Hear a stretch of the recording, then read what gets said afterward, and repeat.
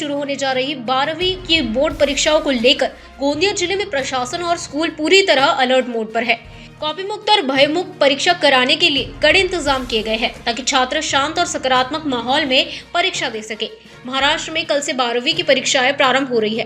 परीक्षा को पारदर्शी और नकल मुक्त बनाने के लिए शिक्षा विभाग ने व्यापक तैयारियां की है। गोंदिया जिले के जिन स्कूलों को 10वीं और 12वीं की परीक्षा केंद्र बनाया गया है, वहां सभी व्यवस्थाएं पूरी कर ली गई है।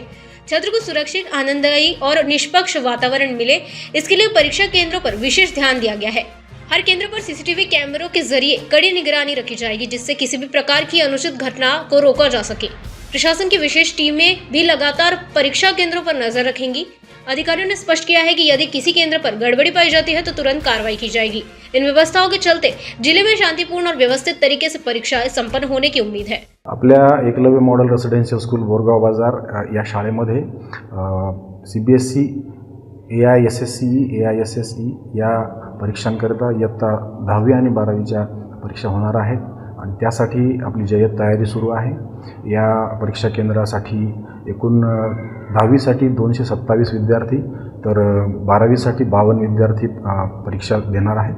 त्या परीक्षांसाठी त्या परीक्षा या निकोप वातावरणामध्ये आणि कुठल्याही कॉपीशिवाय आणि अतिशय चांगल्या पद्धतीने होण्यासाठी पार पाडण्यासाठी आपली तयारी सुरू आहे। प्रत्येक वर्गामध्ये आपण CCTV इन्स्टॉल केलेले आहे। त्याचं लॉगिन आणि त्याचं मॉनिटराइज त्याचं मॉनिटर करणे हे एका डेडिकेटेड पर्सनकडे आपण दिलेलं आहे।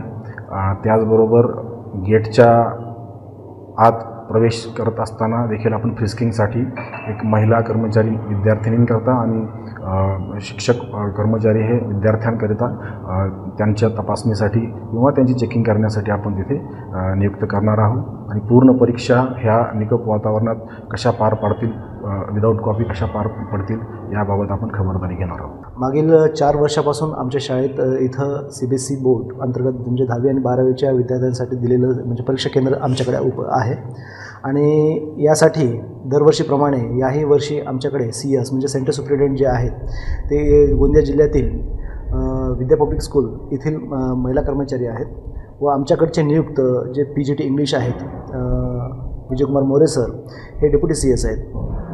परीक्षेच्या संदर्भात ज्या काही गाईडलाईन्स CBSE मार्फत आलेल्या आहेत त्या सर्व गाईडलाईन्सचं आम्ही तंतोतंत पालन करणार आहोत। इथं विद्यार्थ्यांच्यासाठी जे शैक्षणिक वातावरण असायला पाहिजे त्या स्वरूपाचं शैक्षणिक वातावरण तर आहेच, पण इथं कुठल्याही प्रकारचे अनैतिक किंवा अनुचित प्रकार घडू नये यासाठी आम्ही सर्व प्रकारची काळजी घेतलेली आहे।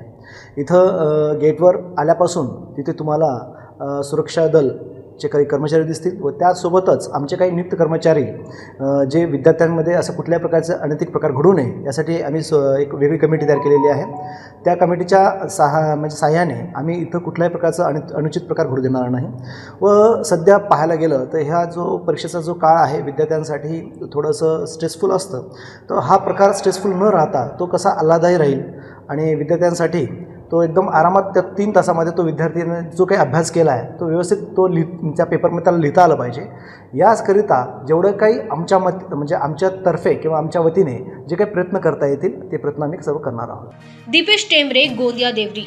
हमारा हर शब्द समाज की आवाज, हमारी हर पहल निष्पक्षता का कदम, आपकी हर समस्या में आपसे पहले दिखेंगे हम हैं न्यूज फर्स्ट। ईश्वर का सच, हमारा साहस और आपका विश्वास।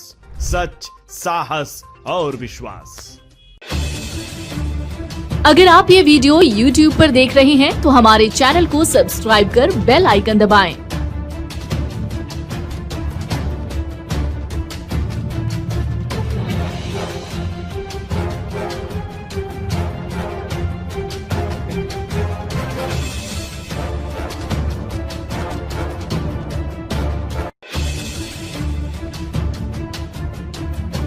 और Facebook पर देख रहे हैं तो हमारे पेज को लाइक करें।